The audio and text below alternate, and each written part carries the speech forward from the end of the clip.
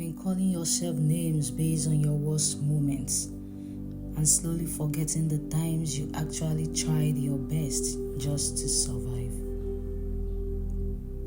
But what if those moments were never meant to define you? What if they were just temporary versions of you, not the truth of who you are?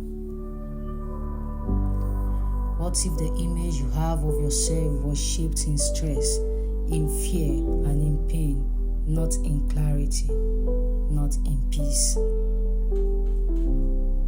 You are not only the version of you that struggled, you are also the version that kept going, that still showed up even when everything felt too heavy to carry. And maybe the truth is, you were never broken. You were just carrying too much for too long and still learning how to put yourself back together.